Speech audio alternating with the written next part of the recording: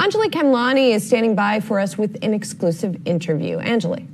Hi, yes, the lawyer who helped former Fox News host Gretchen Carlson take on the network and the late Roger Ailes for sexual harassment is now taking aim against PNC Bank. Her client is a former New Jersey wealth manager who says the bank failed to protect her from a customer assault.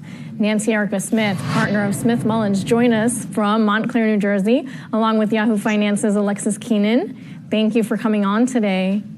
Thank you.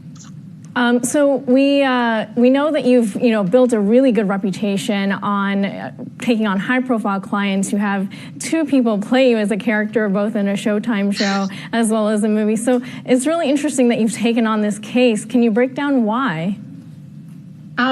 I take on cases that I believe in where it's an important point for women. And I think that we're at a point in the world, actually, where women are tired of being subjected to abuse and harassment.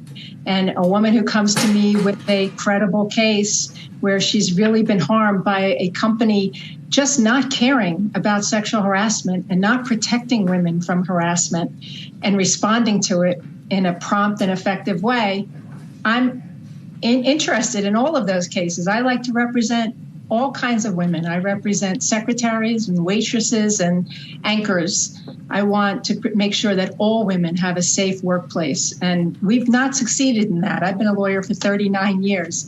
I'm ready to keep pushing that envelope to make sure that all women have a safe and respectful workplace. Nancy, Alexis Keenan here. You have told us that you have video evidence of this. We haven't had a chance to see that yet, though I want to read PNC, their response to what you say is your evidence. The company denies that the video evidence of this alleged sex assault outside of the PNC Bank will show what you say it does. They say no allegation of sexual assault should be taken lightly. It's unfortunate that plaintiff's counsel has chosen to brand an elderly customer, now deceased, as a sexual predator who allegedly sexually assaulted the plaintiff when that will not be established by the evidence. So what is your response to that? I know that this now deceased defendant, would-be defendant, was charged by law enforcement.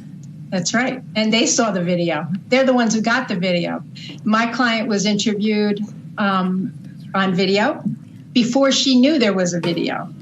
And we will play for the jury her description of what happened, and it corresponds exactly to what's on the video.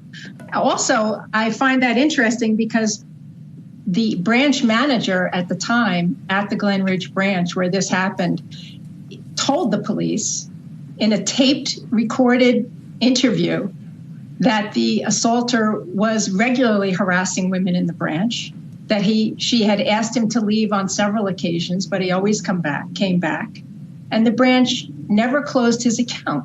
They allowed a repeat serial sexual harasser, even of a customer, to keep coming in the branch. It was completely foreseeable that it was going to escalate, and it did. And it caused my client terrible harm because she had a history of childhood sexual abuse.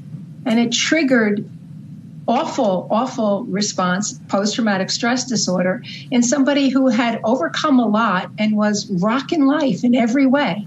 And PNC just didn't take it seriously. And they also had very paltry training. People really didn't know what to do and who to report to. In fact, the branch manager who saw my client, Ms. Scott, be terribly upset, to quote her, distraught, came out an emergency door and said to her, "Do you want me to call the police? Are you okay?" And Miss Scott said, I just want to get out of here. She was terrified. She was afraid she was going to be raped or worse. Nancy, so their own witnesses, their own branch manager say that this happened. So now if they're going to go to court and say it didn't happen, well, videos don't lie. Well, the jury will hear about it starting on Wednesday. I also want to ask you about the larger issue, and that is companies buying increasingly more and more liability insurance to deal with the possibility of sexual assault and sexual harassment claims. If we look at the amount of spending by U.S. companies, $2.2 billion in 2016 and expected to be $2.7 billion spent on liability insurance premiums in 2019. campaign. So with that said, and us now in the wake of the Me Too movement, is this something that you see is now another issue? Most of this litigation and these claims have been between employees at corporations, but now do companies have to worry about the relationship not only between employees, but also employees and their customers? Well, it's always been the law that you have to keep your work environment safe for women, whether it's customers or independent contractors. For instance, I have a law firm. I couldn't allow a delivery man or a landscaper to come into my office every single day and harass my female employees. That's not new. That is the law. And my own client had closed an account of a customer who behaved badly. PNC admits that that's done.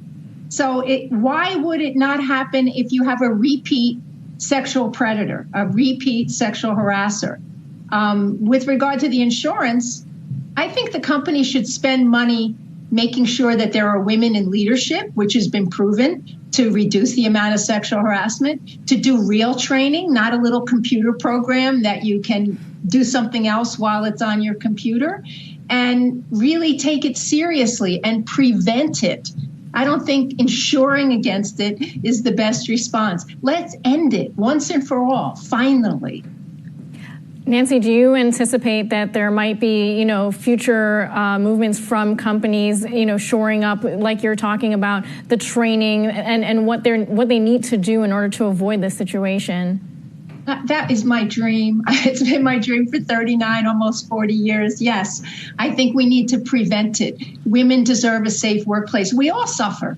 Who knows what incredible inventions, ideas, creativity, art, music, films have not happened because women who complain about sexual harassment can't function at their best and often leave the workplace. We all suffer when women don't have a safe workplace to do their best, to do the best for our economy, for our country. It's really time. Thank you so much, Nancy. I appreciate you joining us today. Julie, back to you.